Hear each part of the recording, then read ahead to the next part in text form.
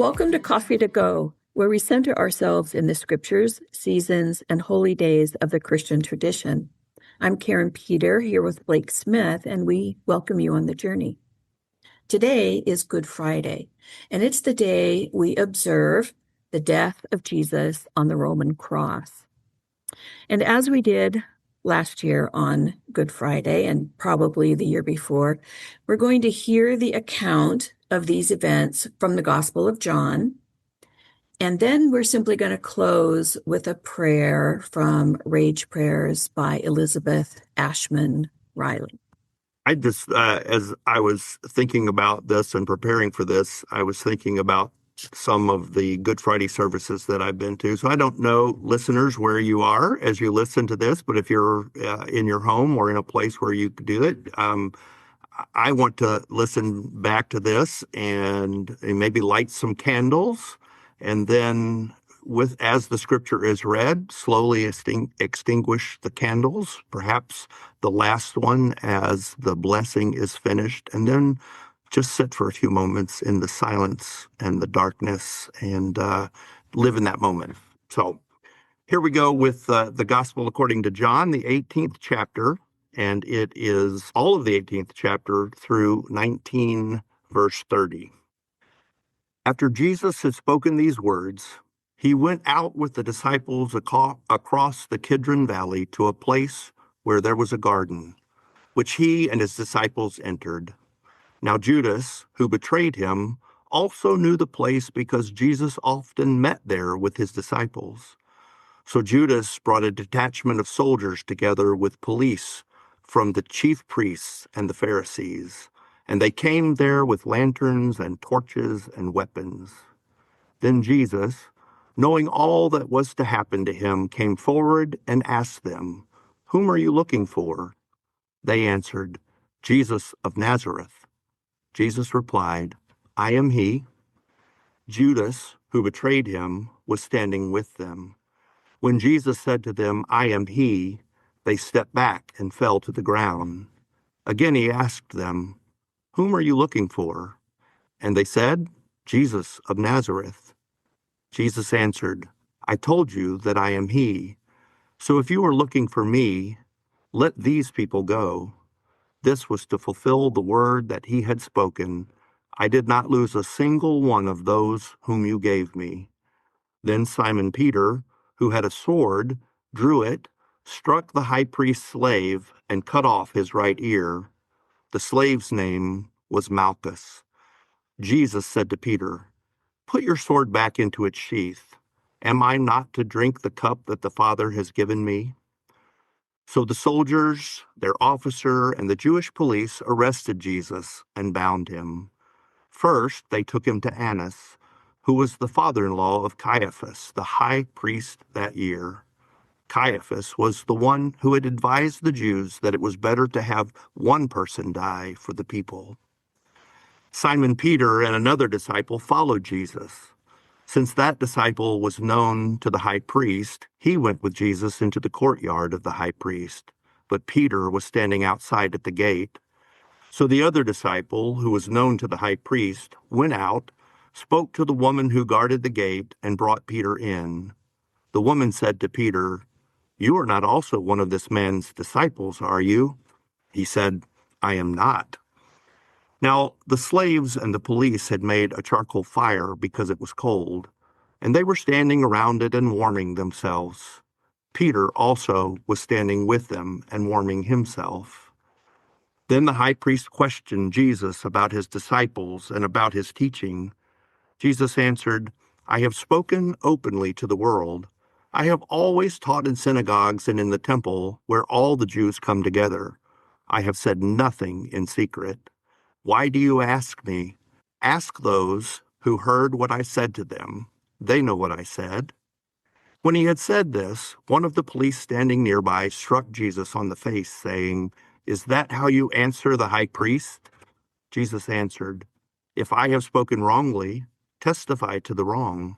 But if I have spoken rightly, why do you strike me?" Then Annas sent him bound to Caiaphas the high priest. Now Simon Peter was standing and warming himself. They asked him, You are not also one of his disciples, are you? He denied it and said, I am not.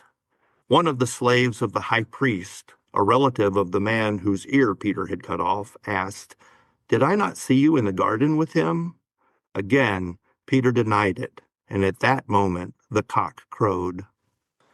Then they took Jesus from Caiaphas to Pilate's headquarters. It was early in the morning. They themselves did not enter the headquarters so as to avoid ritual defilement and to be able to eat the Passover. So Pilate went out to them and said, What accusation do you bring against this man? They answered, If this man were not a criminal, we would not have handed him over to you. Pilate said to them, Take him yourselves and judge him according to your law. The Jews replied, We are not permitted to put anyone to death. This was to fulfill what Jesus had said when he indicated the kind of death he was to die. Then Pilate entered the headquarters again, summoned Jesus, and asked him, Are you the king of the Jews? Jesus answered, Do you ask this on your own, or did others tell you about me? Pilate replied, I am not a Jew, am I? Your own nation and the chief priests have handed you over to me. What have you done? Jesus answered, My kingdom does not belong to this world. If my kingdom belonged to this world, my followers would be fighting to keep me from being handed over to the Jews. But as it is, my kingdom is not from here. Pilate asked him, So you are a king? Jesus answered, You say that I am a king. For this I was born, and for this I came into the world, to testify to the truth. Everyone who belongs to the truth listens to my voice. Pilate asked him, What is truth? After he had said this, he went out to the Jews again and told them, I find no case against him, but you have a custom that I release someone for you at the Passover. Do you want me to release for you the king of the Jews?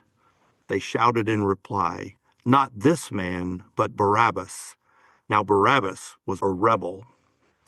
Then Pilate took Jesus and had him flogged. And the soldiers wove a crown of thorns and put it on his head, and they dressed him in a purple robe. They kept coming up to him, saying, Hail, King of the Jews, and striking him on the face. Pilate went out and said to them, Look, I am bringing him out to you to let you know that I find no case against him. So Jesus came out wearing the crown of thorns and the purple robe. Pilate said to them, Behold the man. When the chief priests and the police saw him, they shouted, Crucify him! Crucify him!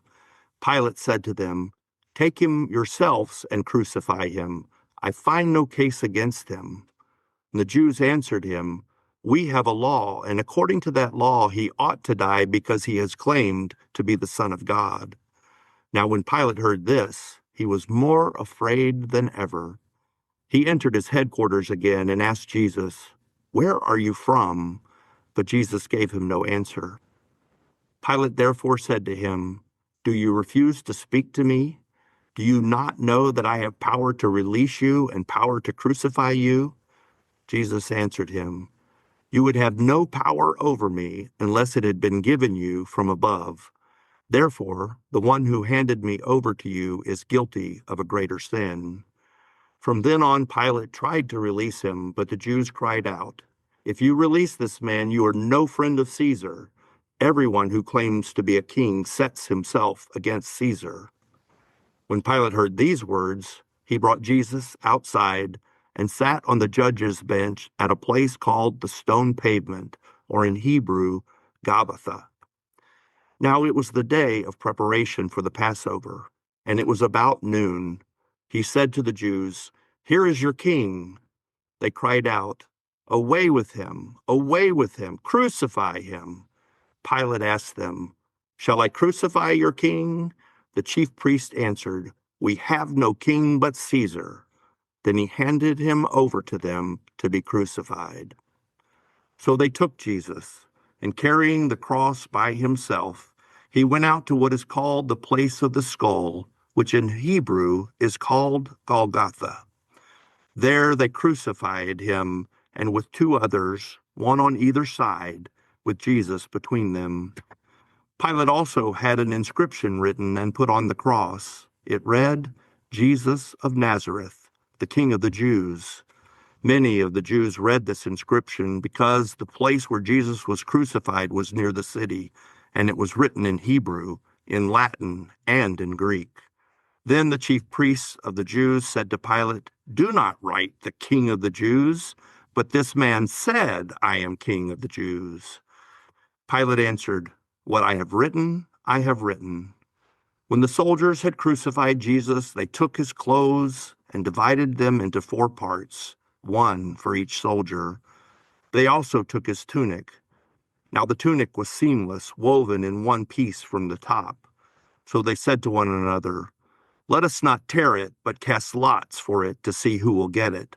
This was to fulfill what the scripture says, "They divided my clothes among them, and for my clothing they cast lots."